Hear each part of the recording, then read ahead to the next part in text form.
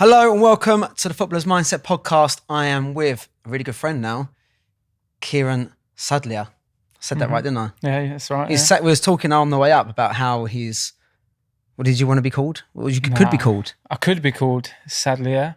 Could you play for France? Somewhere, no French, no French in me, unfortunately.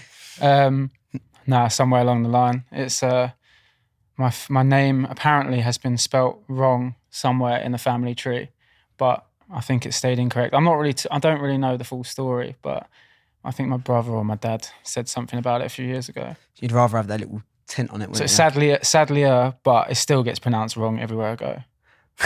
So Kieran plays for Bolton. He is an unbelievable player, person. He's now become a good friend, and we've been working together for the past 12 weeks or something 12 like weeks, that. yeah? 12 weeks, and he said it's been the best time possibly of his life. Steady. That was right. That's what you said on the way up? Yeah, well, just, always there on my phone. Look at my phone, Rob's calling again. Yeah, that's the way it is. Got to keep you accountable, mate. That's good. Quick one. We're going to go through your story. First of all, how's the season going for you at the moment? Season personally, as a team, we're doing all right. Like, we're a bit inconsistent. We're around the playoffs though, which is, we want to be higher as a team, as a club, and we can do that. But we're around the playoffs, which is cool, which is good. Personally, it's a bit up and down. Mm-hmm. When I've been playing, I've played well, but it's just about being in the team. But it's a long season. It's football is full of ups and downs, probably more downs than ups. So I think everybody in football will agree with that. But it's there's room for obviously improvement in all aspects of my game and stuff. But it's been up and down, but I enjoy it nonetheless. And my work with you has taught me to not get too low and not get too high, and I think that's helped quite a lot. And it's probably started working with you at a very probably important time actually in my career so far, where things aren't going all smooth.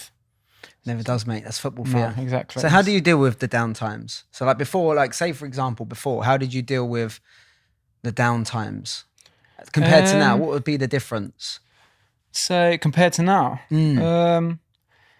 I'd probably think about it too much. Like, I'd let it take over my entire life. And then I think now I've realised that football's my job and football is my life. Like, it's what I love doing. Yeah, of course. And when I play football, everything else is like, you don't think about anything. Everything else is irrelevant when you're playing football, because that's just the way I have been since I was really young.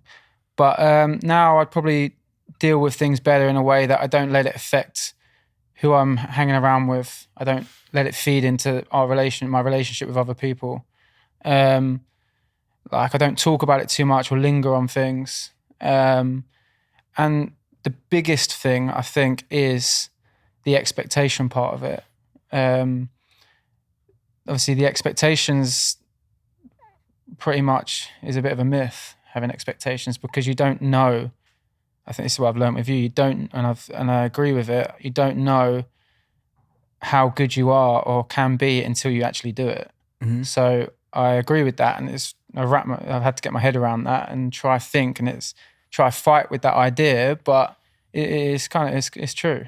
It is. Like, it's weird because the more you learn, the more you start going in there. You start questioning stuff. You start kind of thinking about your thinking. Yeah. So beforehand, you used to get wrapped up with stuff.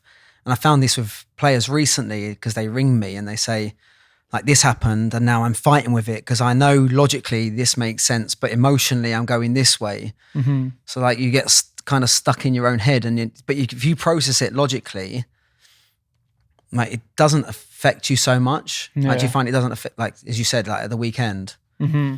you're not as wrapped up in it. So if you've hit adversity or you're not playing or you have a bad result, it hurts, but it doesn't take over your life. No, yeah, I wouldn't let it take over my life. No, 100% I wouldn't, because it's not worth it.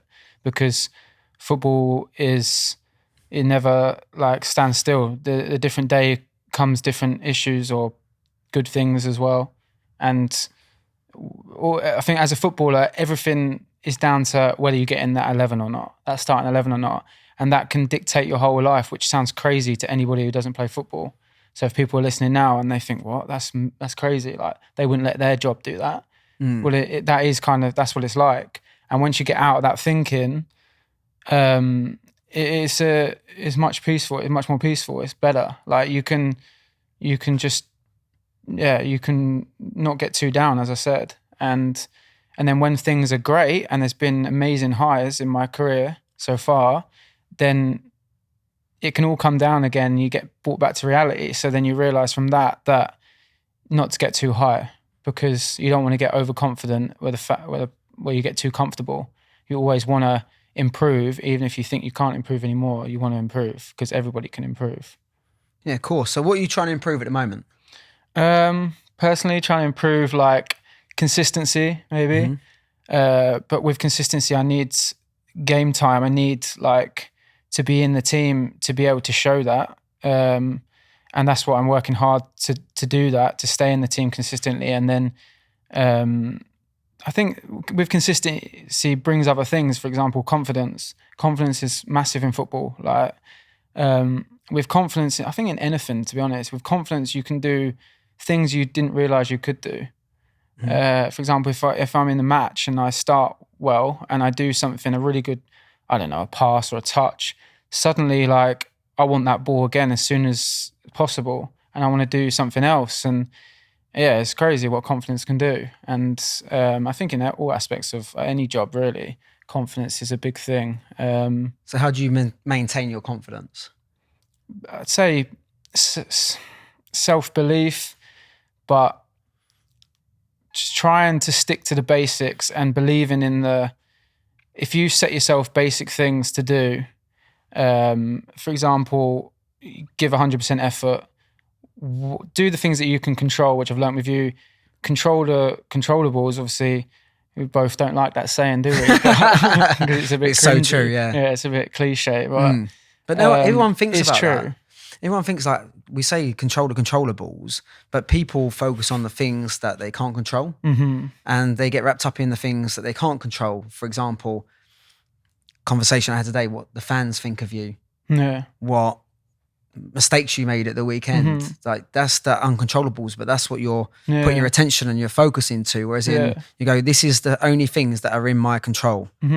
I can control this, my skill set, working on my skill set, my practice. And then when it comes to match day, it's your attitude and basically your perceptions. Where a lot of people focus on the pitch. Like, what's the pitch like?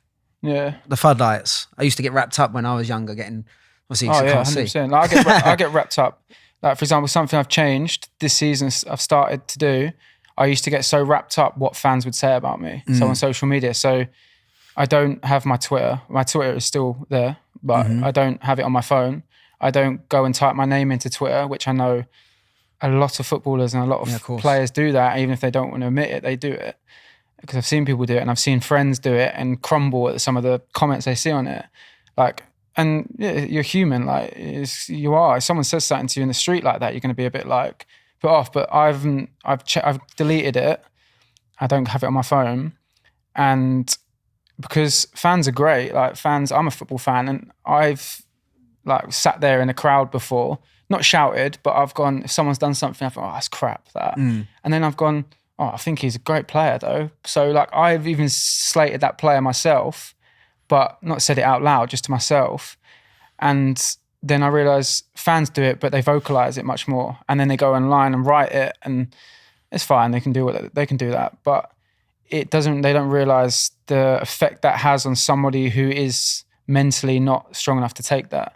So I'm strong enough to take it because I've had loads of criticism from fans over the years, as has everyone, and I've had loads of good positive things, but you just don't need it. You don't need it in your life when you're trying to succeed in something. You don't need those negative comments. So I deleted it and got rid of it. And to be honest with you, I couldn't care less what people say now, because I'm doing it for myself, I'm doing it for my family, and I'm not really asked what people think, to be honest. But I'm going to question you on that. Do you really not care what people think? I don't really. That's good. I genuinely built up it's taken a while, but I've built up like a wall or whatever you call it to Armour. just an armor, Yeah. just to be like, I'm not really arsed. Like it's just um Because you're gonna get because they say good things, criticism. and this next week the same people will say the bad things, and it's just it goes round in circles, and it's just there's no even point in listening. I engage with fans. I think fans are great, like with the kids and stuff, and you sign their stuff, and I think fans are fantastic, and they support the club, and it's amazing in every club I've ever been at. But and there's always like fans that have like a bit of banter and stuff, and it's fine. That's cool. But yeah, there's others that take it too far, and it's just there's no point really. How did it affect you in the past? I would think about it all week. I would go into games. I'd go into games at maybe one or two of my clubs, and never at the club I'm at now. But I'd go into games where I'd be like, when I touch the ball or something, I know they're expecting me to do something bad because they've been slating me online, which is crazy because you've got 20,000 plus people watching you, and you're worried about 2 comments you've seen from 2 different people who probably might not even been at the game. So it's crazy but that's your mind, it does to you, doesn't it? But so I've changed that, which has been a big thing, which is good. And I would encourage a lot of players, young players especially, to do the same. I think once you get there, it takes a little bit of work, and the work I've done with you, but once you get there, like it's very beneficial. Has it made a massive difference? Have you noticed a big difference? Yeah, massively. I play more freedom. I play like I go in. I don't care if I make a mistake. Like if I'm trying to do the right thing, it's fine. So So it's you just play with more freedom. So how did the mistakes affect you before? You'd think I'd linger on them. I'd think about them too much. I would like think about making a mistake before I've even done it, and then go make the mistake. Whereas if you're in your flow state, you don't think about your things. You just don't even think at all. You just do things. You don't. For example, if a ball's coming towards you, you're thinking, "Oh, I don't want to like." If this bounces in front of me, this touch is going to be hard. It's going to go underneath my foot or something, and then it happens. Whereas when you're in flow state, you don't even think about that. You just take the ball out whatever part of your foot and into your path, and you're off. And as we've talked about, it takes work to get to that point into the flow state, but it's very important and it's beneficial. Yeah, so people don't really understand the flow state. Everyone wants to get into this flow state or the zone. I remember when we first met, we played golf. I think golf shows a lot about you. It's mad. It's frustrating sport, isn't it? Yeah, it is. Most frustrating sport. And the reason I like to play golf is because you can see, you're not going to have a perfect game. No, never. It's going to go tits up, right? 100%. And you're going to play. But what we expect to do, all right, it's the expectations again. Like we think we're pros. Yeah. Like you get on the golf course, I get on the golf course. You wallop me, to be fair, didn't you? Yeah. Not wrong. Yeah, I'll get revenge for that. But we expect to be pros. We expect to hit par. Yeah. So we go, right, it's a par 4, I expect to hit a par 4. It's par 5, I expect to hit a par 5. And the reality is we're 18 handicap or whatever it is. So we're going to get 1 over, and 1 over is hitting your par. But we get disappointed when we hit a par, like it's a par 4, and then we hit a 5 and we're pissed off and disappointed. Yeah. And you can see like when you hit a bad shot, you take it into your next shot. You can see how that gets stuck in your head. So I think the golf thing is so good because it sees like, how do you deal with mistakes? How do you deal with adversity? If you shank one, that's why I like, right, play this. Remember the first thing we did? Play the par 4 as a par 5. The par 5 you add as one a more par shot 6. on, don't you? I had a shot and it didn't work for me. It didn't work for you, no. Worked for you though, great teacher. And you have to wait till next summer because I'm not a fair weather golfer. Yeah, no, me neither. It's too cold. Yeah, it's too cold. Can't be doing that. So you have to wait till next summer. But then I got the ball and I said like about flow state, and I threw it at you and you caught it. Do you remember that? Yeah. And I was like, that's actually flow state. Did you think Natural about reaction. Yeah, did you think about where do you have to put your hand? Or did you think about, right, it's going at this velocity, it's going to drop at this, and then my hand needs to be at this angle. You didn't think of it. You just did it on automation. And people if you overthink flow state, when you're into flow state and then you go, I'm in flow state, you're out of it.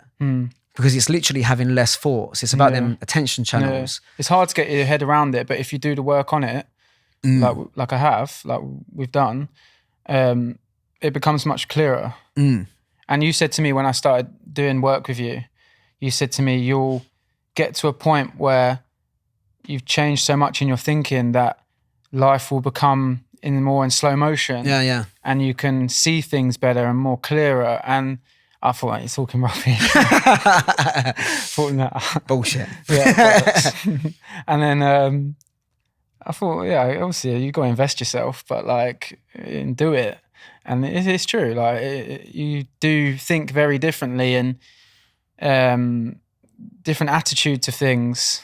What is it, like the attitude of like kind of not giving a fuck attitude, which sounds bad, and everyone's going to think, "What, you don't give a fuck?" Like, Yeah. well, yeah, I do. Of course I do. Like, it's my life, it's my career. But if you kind of take the pressure off yourself to like just go into this and not really care, but you do care, like it becomes easier, and you don't put so much pressure on yourself. Where you put pressure on yourself and you're like too tense, you're too like fearful of what's going to happen, and then just take the pressure off yourself and things become easier. And it's just a different way of thinking, because we're so drummed into thinking like in a different way, because we've maybe been brought up like that in different generations and stuff. And there's a different way of thinking that you can add to yourself and think, and you turn it around. And there's no right or wrong. It's just what works best for you. Yeah, not one size fits all. And what you're talking about there is that fuck it mentality. Yeah. So it's like, fuck it. I have the conversation. I said this the other day, actually. Like before you retire, say if you most players play their 20s in fear, and then the 30s in fear because they're coming to the end. But the game before you retire, you're like, I'm going to enjoy this. Yeah. Fuck it. There's nothing to worry about anymore. I'm just going to enjoy it. And you go out and you play a really good game, and then you get to the end, and you're like, I didn't enjoy it. I played my whole game in fear. I played my 20s in fear, the 30s in fear of it was coming to the end. Yeah. When why can't you be free? And the example we give is the athletes who stumble. So you have the Olympic athletes, and then they stumble, and then the pressure's off. They haven't got that expectation anymore because they've stumbled. They're not expected to win. So they just go, fuck it. I'm just going to give it everything that I've got. Or the Olympian who's had the tire popped, the tire pops, and they're like, oh, fuck it. And sometimes these come back to win, and you're like, what happened there? Well, the expectation went. Yeah. There was no expectation anymore. So they just went, oh, fuck it. I'm just going to give it everything that I've got. And from that, the pressure's off, and then they produce the performance and the result. That's what you're kind of talking about there. It's not that you don't care, because you do care. No, I do care massively. Massively. You have to. Yeah, you massively care. Yeah. Massively every day I give a wake fuck. up every single day and go to training. Like, I've got to care. Of course you have. Be professional. And but yeah, 100% I do care, but it's just kind of tricking your mind into thinking differently.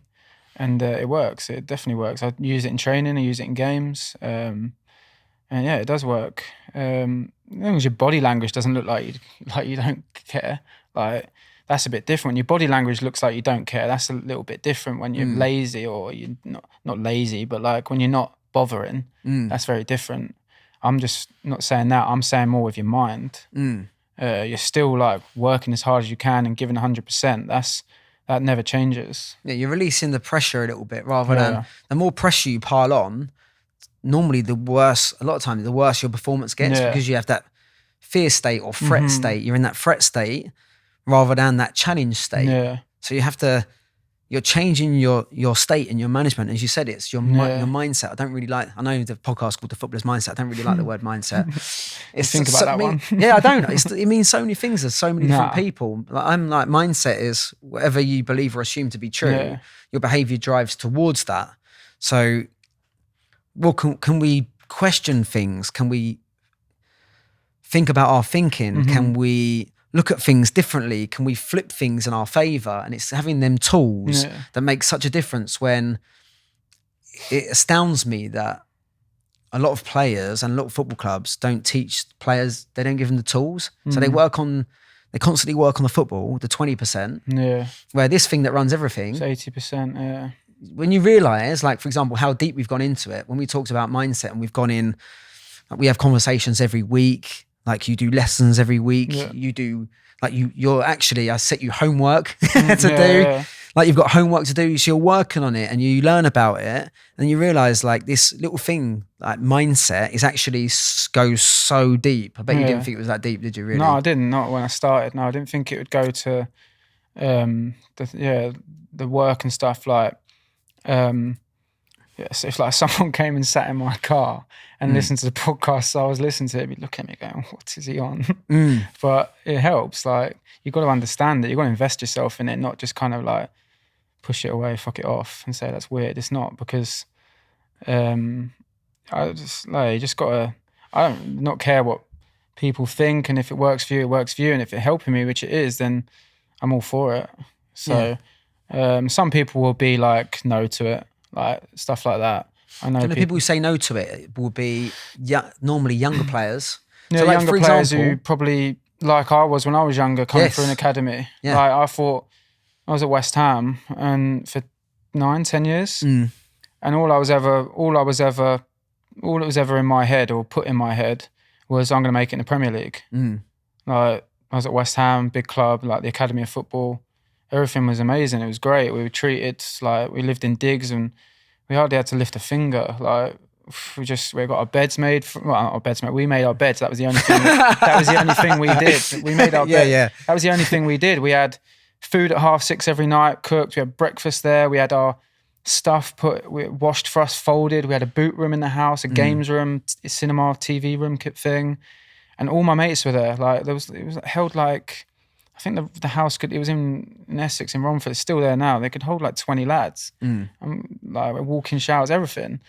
And then, so you think, oh, this can be great. This is like, and you move up the age groups, and then you get to pro, scholar, then pro, and you earn more money, and you think this is great. And then it comes to the end of your contract, and you're like, well, you're not getting a new contract, and you're like, oh, I'm gonna have to go out there now and kind of fend for myself. And I went straight from living in Essex, London, at West Ham for 6 years to like going to Scotland, in Glasgow, completely on my own, in an apartment paid for by the club, but I was just there on my own. I had to sort out, like, I was 19, 20, I had to sort out Sky bills, TV bills, like everyday stuff that you're just not really prepared for because you've had everything done for you.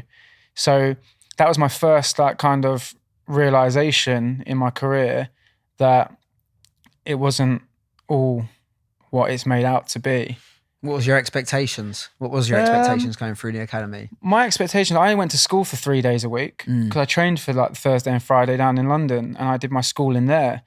But like, so I didn't even do all of my qualifications either. I remember going back to school when we had the GCSE exams, and I would sit on the wall whilst everybody was in the hall doing their exams, because there's no point in me doing it because I wasn't even in the lessons. So I didn't know any of the work. So I didn't even do some of my exams. So I did that, and I was more learning about things about football. And so my expectations were play in the Premier League. If not, I'll go to the Championship. And it sounds bad, it sounds big-headed, but it wasn't at the time. You're young, and it's just all you've ever known. You didn't know anything else. And it was great. But yeah, when the realization hits at 19, 20 and you're not going to get offered a new contract at that Premier League team anymore, it's different. And you have to go. I went to Scotland, men's football for the first time.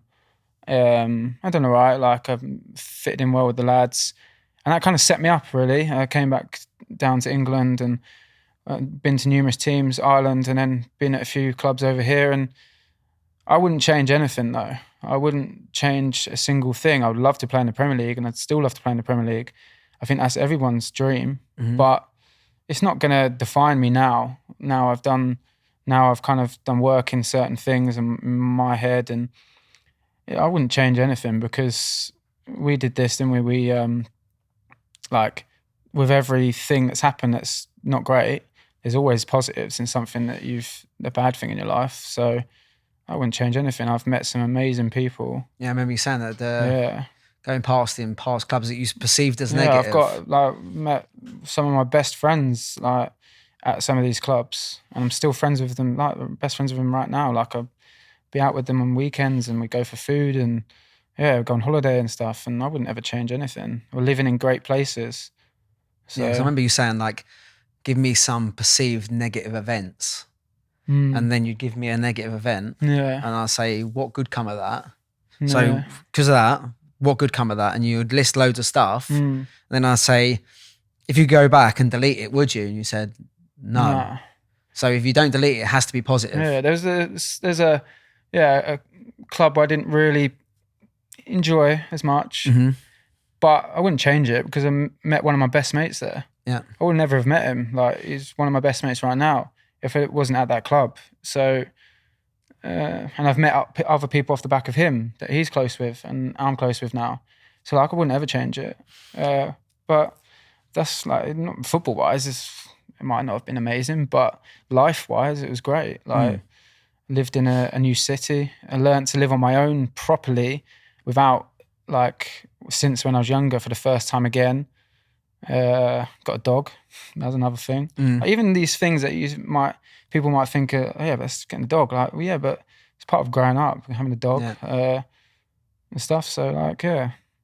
So you said then, like, just going back a little bit, you said about when you was younger, you wouldn't have done this, because I wouldn't have either. When I was younger and I was going through Chelsea, and it wasn't even an academy then. I'm so old. It was a centre of excellence. Yeah. Still had no hair. We did. I had a psychologist when I was younger, but I'd never trusted that I would stay with them. Not because of them, because like I just was young and naive, and I didn't think it was important. You don't. It's mad, isn't it? 18. When you're younger, and this is the problem we have, because as you know, me and Luke are starting the academy. Yeah. So we've got younger lads, and people don't realise like the difference it makes. People go, "Oh, my mindset's great." Yeah. I'm like, yeah, but you've had no adversity yet. You've had nothing happen to you, but you think you've got a great mindset. What is a great mindset? Like, what does that mean? Like, you obviously, like, if someone had told me at that age, I would have said, I don't need it.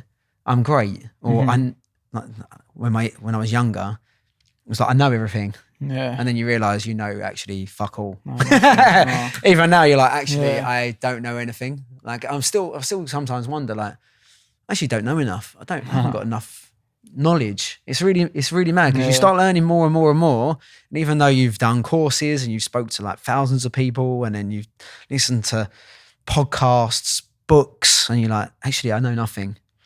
But beforehand, when you're younger, you think you know it all. Yeah, you think you do. Yeah. So that's the problem we've got with the academies. Not in a horrible way. Like, still be a really nice person when you're younger, but yeah, you think like, oh, you don't need to do this. I know that, or something. Whereas like a lot of people went to university, didn't they? Like, but I skipped all that and went straight into, I'd say football got pressurising under 18s, but I loved it. But that's straight into the pressures of getting results and stuff. And then you obviously, when I went to Scotland, it was all about getting results. Yeah. It didn't matter if you played well or not, as long as you won every weekend. And we were in a relegation battle as well. So it was quite a different environment to go into when you go. I think I went halfway through a season and we were in a relegation battle the whole second half of the season. We ended up getting relegated. And that's like my first taste of men's football, first team football. I was like, oh wow, I've got relegation on my CV already. Brilliant. And yeah, we're all in that together. But you learn a lot and stuff. But yeah, you do think when you leave an academy, this was 10 years ago. I don't know if things might have changed now. I'm not sure. But you do think there's certain aspects that aren't picked up in being brought up as a player, like the mental side of things, like specifically about that. So I've got a question. So what made you come to me? What made you decide that I need to work on my mindset or I need to work on my inner performance? I saw your videos doing podcasts, actually. Yeah. I saw it on like Instagram or TikTok. Yeah. Just scrolling. And I thought, oh, that's good. You spoke, I think, about something, and I was like, I understand what you're saying. And then I didn't think anything of it. That was it. And then I've always thought, for a while, I thought to myself, there must be a way, there must be somewhere I can learn how to control confidence and all the things that and improve as a player. It must be a way. Like, I think I can need to like speak to somebody and see like if that can help. And I don't think some people wouldn't want to do that because there's people don't want help because they want to seem like they're strong all the time. Yeah, which is actually weak. Which is weak because they're missing out on quite a lot that they could learn. And so I thought, I remember that guy, the videos. So I went back to you, saw your face again on the videos. See it a lot now. Yeah. And I contacted you, didn't I? And we spoke for about 40 minutes on the phone. And you said, well, if you want to go ahead, then text me. So I did. And then we met up for golf, didn't we? And we the rest is history. Golf. And then I took you to a golf course that had Give me a lesson. No food. Yeah, that's true. That's true. Yeah, and then it's been great since. I've learned so much. So, would you say that it's worth it? So, like for example, a lot of players go, "I don't know how this will benefit me. This is not for me." Just for I recommend any players. I'm like, listen, you spend so many hours outside on the grass, putting that practice in, but you don't go to the mind gym. You don't work on the mind gym. You don't put the reps in. You're not putting the reps in the mind gym, which is massively important because you can put all the hours on the grass. You can put all that practice in, but all that stuff that puts it together, which is this stuff, you haven't worked on at all. Yeah. Do you think would you recommend that every player does it? Because I'm trying to, my aim is to convince every player, as you know, with the academy and stuff that we got, that they need it, but trying to get them to do it. Obviously, not everyone's ready, which I completely get. Yeah. Not everyone's ready, which it shows the outlier in you, I think, because a lot of people say they want to do it, but they don't do it. Yeah, they don't get to do it. It's like a tomorrow thing, and they never get to do it tomorrow. Yeah. I'll do it tomorrow. And then it's the fear of, oh my God, I'm going to work with somebody, or they have a perception around it, which say I'm not that usual. You probably, as you know. No, you're different. You're much more interactive, like much more like don't just sit there and just write things down. We do workshops. We do go places, go to golf, go for food, go to football matches together. Like, do you know what I mean? It's much more what I would do anyway with my mates. So like, we are mates, hopefully. Yeah, are we? Nearly, are we mates? Nearly mates. Damn it! But no, I would recommend every kid in academies, or even if you're not in an academy and you aspire to be a footballer, to concentrate a lot on your mind. And I think all academies, I don't know any academies. I'm not in academy anymore. So like, there should be psychologists, or there should be not even psychologists. There should be people there that are taking care of like the players and the way they think and what can help them, and to release what their fears are so they can be helped. Because I think if you can get that early in players, like you've got a massive chance then of built with their ability as well of becoming like extremely strong mentally and good player. Yeah, I agree with you there. So what you're saying, men and women, you know what I mean? It's the same, like definitely both. Yeah, I see it this way. So you've got like, so for example, you could have like talent out on the pitch, and then you've got like, for example, mindset talent. So you've got both. Yeah. You have players sometimes who have got that performance talent, but they haven't got that side. Yeah. And you'll see them, I don't want to give examples, Yeah. but they fall away and Yeah. they go, they didn't make it, or they're pushed up as the next best thing. Yeah. There's some players now that you talk about who've got that edgy side to them. Yeah. But then you've got players who have got the mindset talent. And I know a lot of players like that as well, who they've got that, and that brings them up with that. And then they become pro because they work on the mindset talent. Yeah. They work in conjunction, but most people concentrate on just this one thing, the performance talent, not the mindset talent, which is, say, doing the mindset, talking to someone, being able like this, being able to be vulnerable, being able to learn, be coachable. A lot of people are like, they put it off. And I've been like that as well when I was younger. Now I eat up coaches for breakfast. I've got like 3 different coaches. Like I'm willing to get coaches. I want to shortcut my route to success. Yeah. I want to be the best that I can possibly be because I've got blind spots. Yeah. You've got blind spots. Like, and me, when you talk to me, I can hear the blind spots and I can question you on, I'm like, what, like, Kim, why do you think that? Why do you believe that to be true? What can you do differently? And then it's working on it every single day. So you've got the journal that you do, like gamify it, make it points worthy. And then what happens is, as you put that all together and then you go onto the pitch, like you probably found this, I did say this to you, you'd feel different. You go out there and be like, I feel different. Yeah. Something's changed. Yeah. Like the fear goes away. So here's a question for you. I always like this. I always say there's 4 fears in football. So do you remember what they are? The 4 fears in football? Yeah. It's putting you on the spot, isn't it? The fear of failure. Yeah. The fear of the unknown. Yeah. The fear of... I forget them as well, mate. Don't worry. The fear of unknown, the fear of failure, the fear...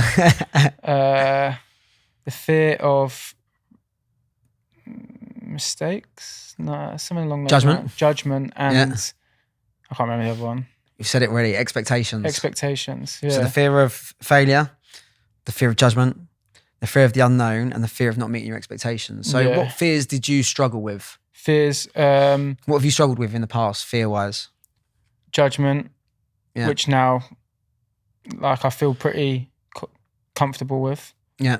Expectation, and the fear of expectation, I think, is like, are you going to be as good as what people have always said you're going to be? And I think that one kind of is a lot of players. Like, you get a lot of young players who are expected to be the next big thing. Like, loads of players, so many, and they don't become that. And you think, why? And I think because it's like something's been put on them so early, and they're trying to live up to that. Yeah. And they've forgotten to do so many things.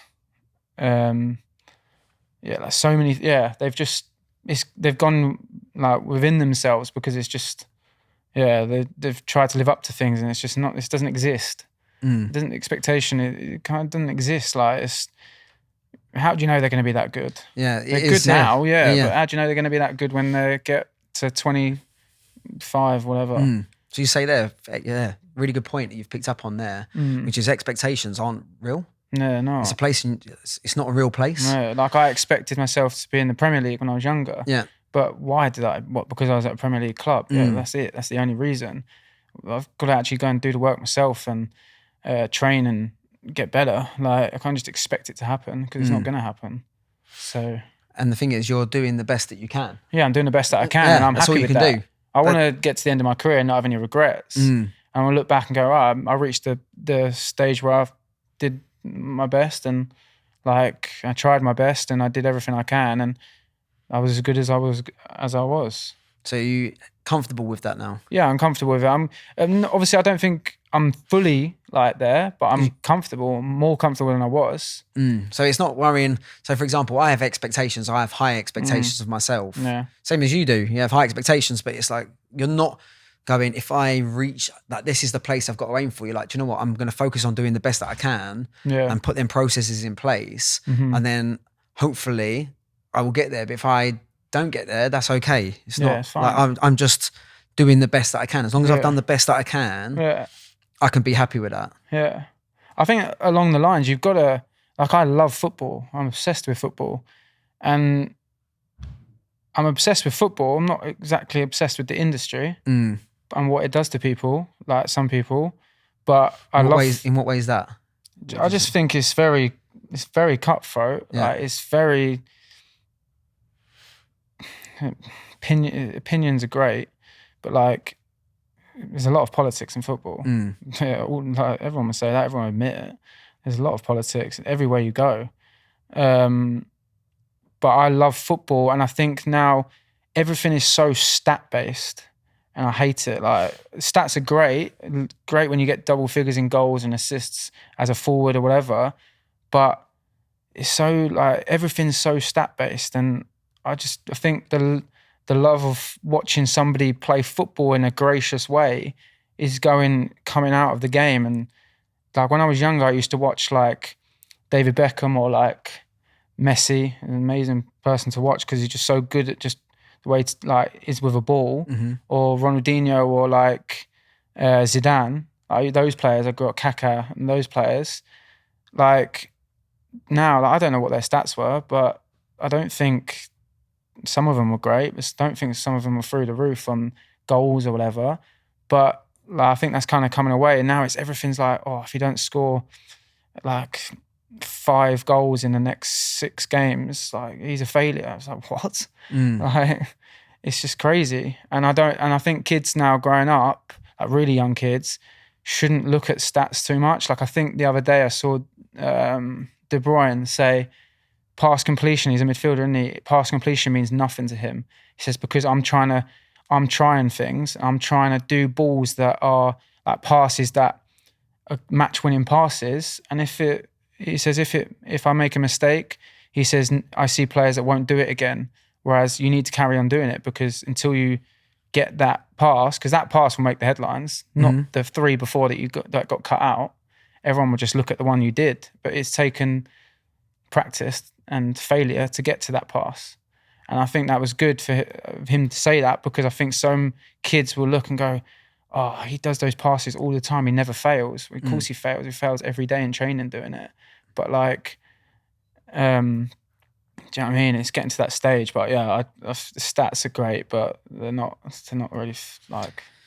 It's like a conversation exactly I had this morning about like if people look at the stats and they say, if I don't score or get an assist, people go, oh, yeah, I haven't played a good game.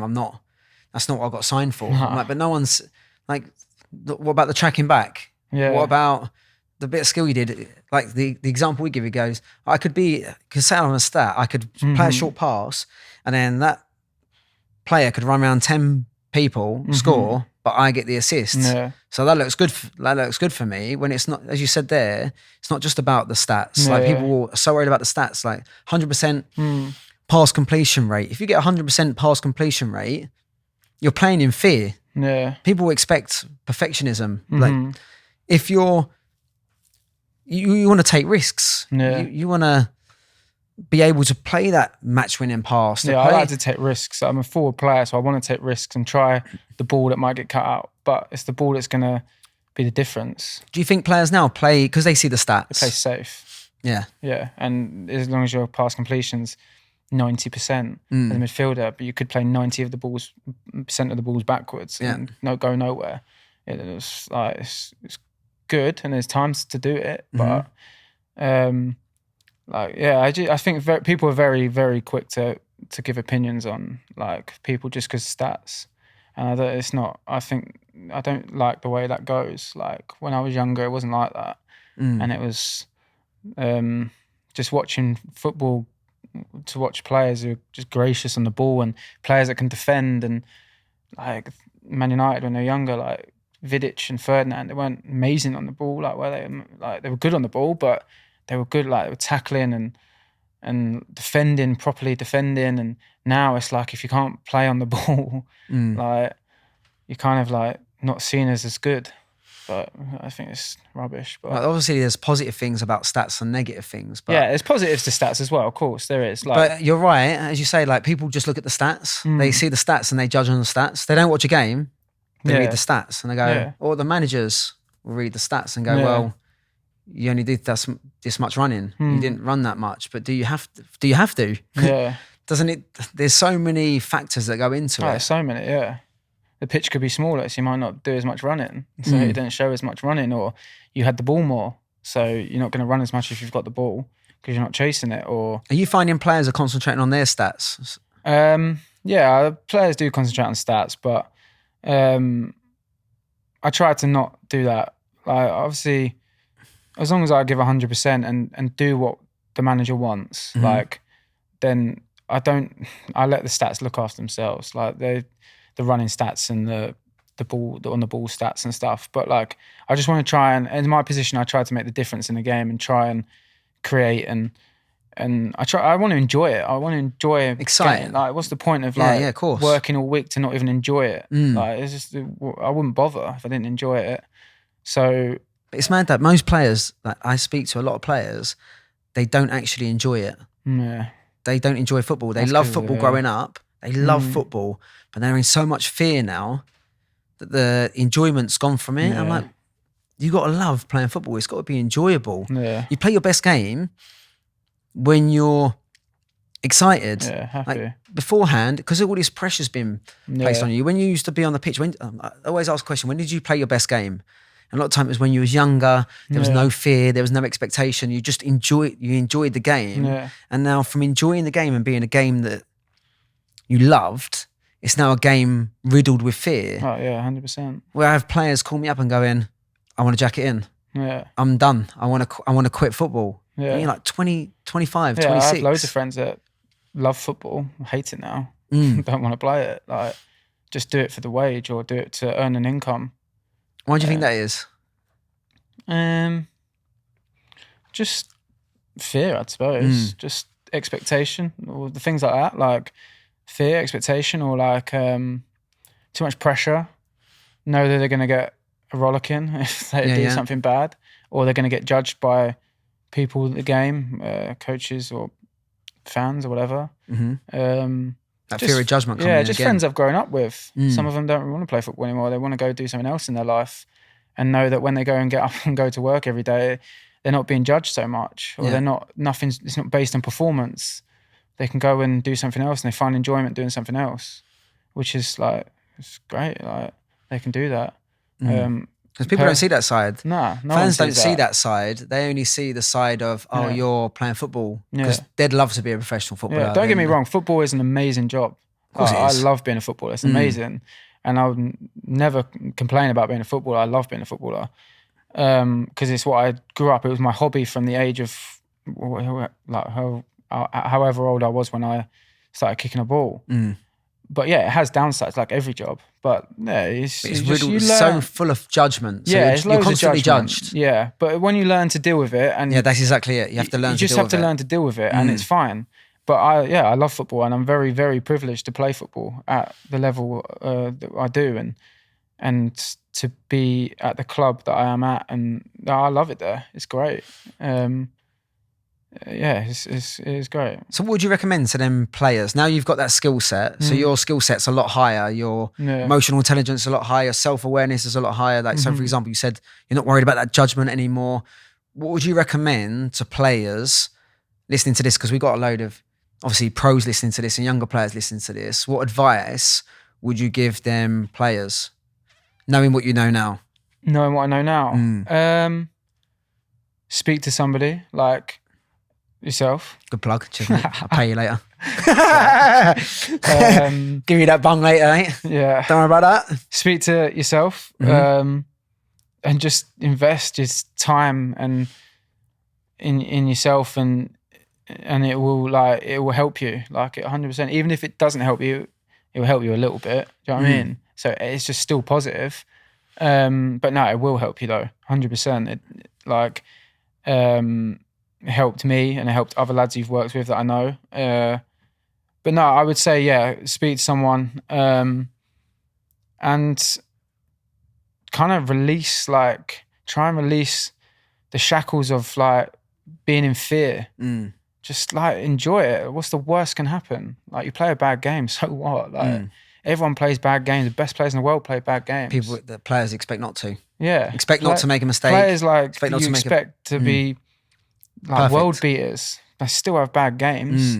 It's not. Yeah, I would just say if you take those shackles off and play without fear and just play for enjoyment and walk into work every day with a smile on your face and just take the rough with the smooth. You know what I mean? Like, even when things are down, just smile through it. Smile through like adversity, and trust me, it helps. Like, it does. And like, come on, we're dealing with it's not massive problems. There's bigger problems that can happen, like family and stuff. You know what I mean? Of course, yeah. It's like a contrast. So you're going, you're welcome for the problems you got. It's good problems. Exactly. And as you said there, listen, you're going to have adversity. Expect it. Expect like things are going to go to shit. There's times you're not going to be in the team. There's times you're not going to have a club. Yeah. But we expect all the good side without the bad side. Yeah.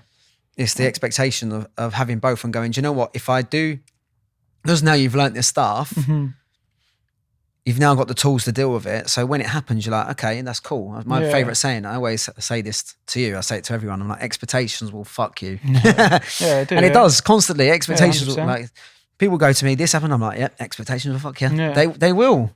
Yeah, and I wouldn't change a single thing. Like, I obviously could say I could go back and go, I wish I didn't go there, or I wish I did this and joined this club or whatever. But I wouldn't change a single thing. I'm happy like with what I'm doing, and yeah, I'm learning new things all the time. And with a lot of the free time you get when you finish training, there's a lot of free time where you're left in the afternoon. We finish by, I don't know, latest 2, 3 o'clock if you go in the gym and stuff and do extra stuff, watch clips and stuff. But like, I think most footballers are done by then. So much free time to do nothing really. And I think that's the time where you could use wisely to, you don't have to go out and do anything. You just stay at home and just learn new things and reading's been something I've done more. Doing our stuff, like our work stuff, and and I think you've done the thing with the values of what are your 5 values, and you work out your values, which you say obviously can change all the time, but once you work out your values and you work with those, it becomes much simpler, and you realise what your values are in life, like my family and stuff, my dog, massive, my football, and fashion, yeah. Nah, it's not. My fashion, no. Yeah, but you have to think of like I was saying, like for your values, like the difference that you've made. Like, so for example, listen to this. Kieran's got his own T-shirt brand on. Do you want to plug it? Yeah, no one knows it. But you've done that. You beforehand, you've massively expanded your comfort zone, like massively. Like even getting you in this is a bit of a... I've never done anything like this before. It's getting you to do something that's massively uncomfortable, so you're constantly growing. That's the reason that I got you on. You're in a podcast studio, you're being vulnerable. Guess what? You've grown. Yeah. Like, what else have you done, like, to expand your comfort zone since you've done this? I get battered by the boys, but... Awesome, do it. A modelling thing. Yeah. Yeah, didn't even do it, didn't really want to be a model, just thought I'd go down and do something in London one day, and done quite well from it, and didn't like, it was... Would you have done that before? Nah, I just wanted to meet new people and get into an industry that's a bit different people, and I went there and did a casting thing for a brand. Didn't get paid for it or anything like that. I just went down in my own time in Bethnal Green and then did that, and it was good. Got to like the last 7 people or something, or 14 people or something. But that was like, I didn't care if I won it or not. I just wanted to, it was a win for me already. And when I was there, I met somebody in the queue from the first 30 seconds, a guy I got on well with, and like become mates with him, and Amazing. He had a different background to me, and we chatted about that and just things like that, meeting new people. It was great, and I would never have done that before. I would have done that. That's amazing. And you would have won if he wasn't so ugly. No, I should have taken my hat off. I'm only joking. It's only because I'm jealous. Like, you got all that hair, like, do you know what I mean? It's very curly. But yeah, like the difference that you've made, like expanding your comfort zone. You're doing things that like scare you, but not scare you, but you're like, do you know what? What can I push myself to do? Yeah. And then when you start doing that, and you face the fears that you have, football becomes easier. Yeah. You're not worried. That's where the fear goes away. People don't see that. They think, oh, this is mad. But when you actually realise you're pushing yourself, like even doing this, like you're sitting here talking, just a conversation for an hour, with all these cameras around and stuff. That is like you're putting yourself out there to be judged. That's going to make you grow. Doing the modelling stuff, that's going to make you grow.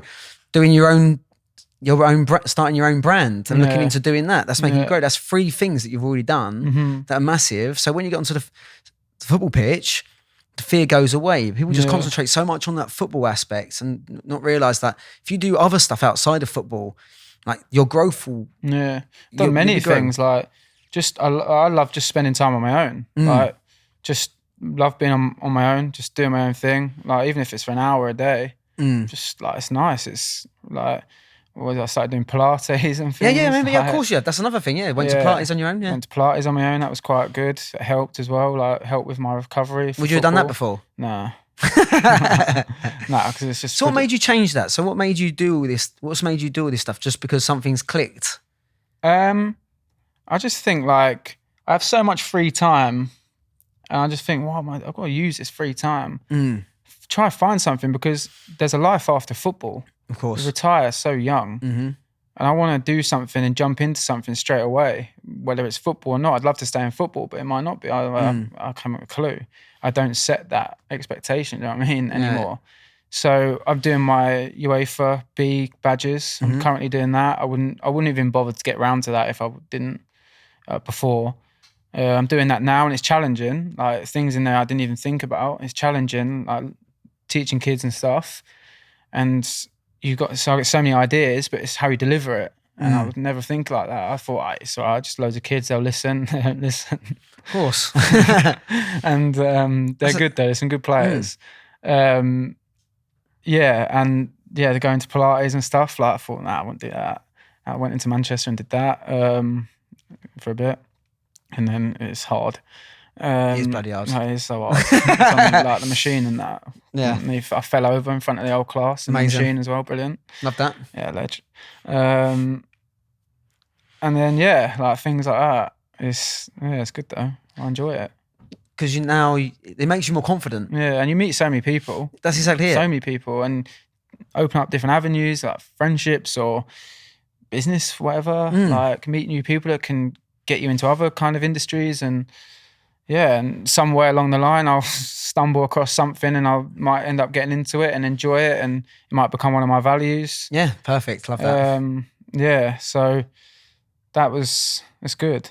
Yeah, I think that's massive. I don't think people see that side where they're just so into the football side. Yeah. Whereas they don't see that other things cross over. It's not just about football. You can do other things that will actually help your football. You can use your profile. Of course you can. Footballers in the Premier League can use their profile massively to start clothing brands or businesses. And you should do that. You shouldn't be slated for doing that. As long as it's not coming away from your football and it's affecting your football, which is fine.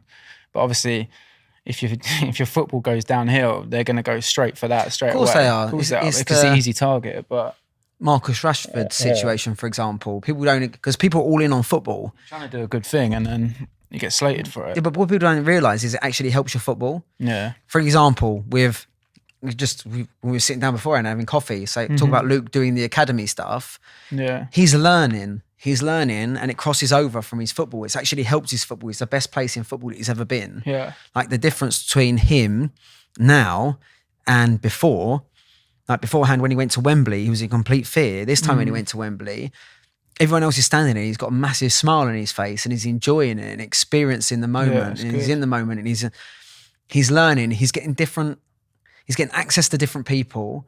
So he's actually he's helping his football. But if he goes through a bad run of form, for example, we go, well, you're not concentrating on football. Your thingy's elsewhere. Actually, no, as you said, you've got so much free time.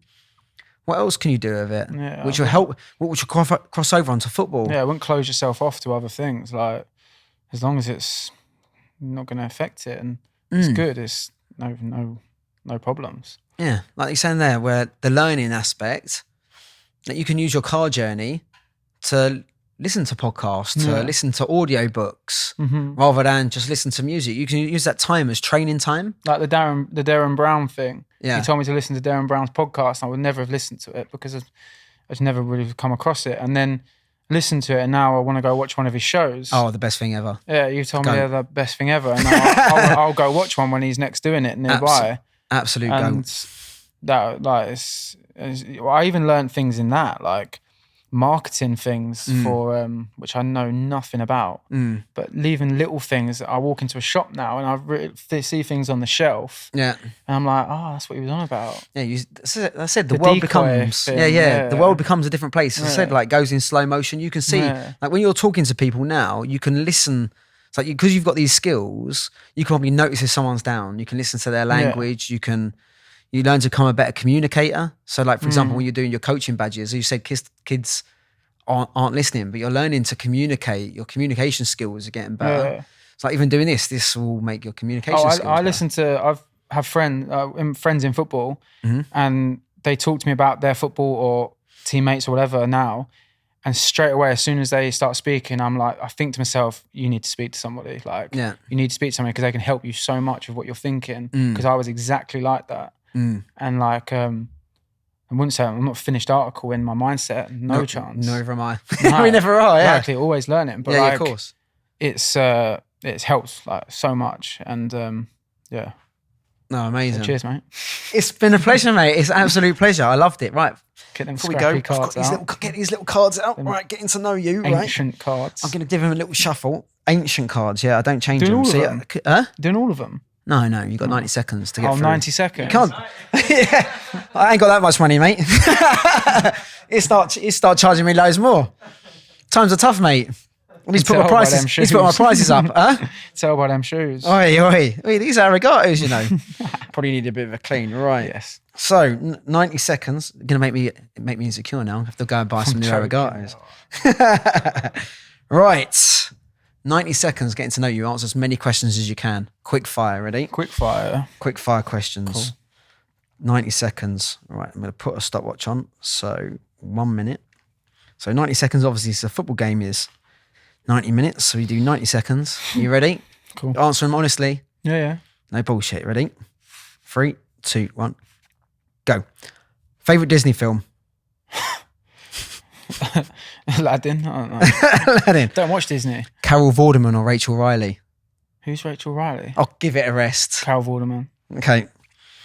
Person you'd least like to be stuck in a lift with? You. Fucking arsehole. Favorite film? Favorite film? The Craze, the Legend. Golf handicap? Oh, like 18. Interesting fact that no one would know about you? No one know about me. I don't 3 know. testicles. Never. Not a clue. Aye. Instagram, Facebook, or Snapchat? It could be TikTok now. Instagram. Instagram. Here you go. This is a big one. If there's a spider in your house, do you kill it or set it free? I would have used to kill it, now I set it free. Nice. Dogs or cats? Dogs. First car? Renault Clio. Do you pee in the shower? Yes. Music or TV? TV. Aliens exist, yes or no? Yes. Kebab or a salad? Salad. What's your best feature? My best feature? Yeah. My eyes. Oi. Favorite singer or band? The Kooks. Have you got a phobia? Yeah. I don't like sauces like mayonnaise and ketchup and that. Oh, sweet or savoury? Sweet. And that's time, so we've got time for one more big one. Ant or deck? Ant or deck? Yeah. Deck's a small one, isn't it? Yeah. Do you know why? I know that because they always stand from left to right, Ant and Deck. I learned that the other day from my housemate because he's not much of a gimp, he knows. So, Ant and Deck. So who do we prefer? Deck, the small one. The small one. Yeah. Nice. Struggle with them. Interesting facts about yourself. Interesting fact about myself. Yeah, you got to go back to that one. That no one knows. No one knows about myself. Oh. Don't know, let's talk about something like what? Interesting. You've No got 2 interesting minutes. facts about yourself? My one is I used to have hair. You used to have hair. I didn't know you had hair. Many years ago. That's an interesting fact about myself. Interesting fact about myself. No?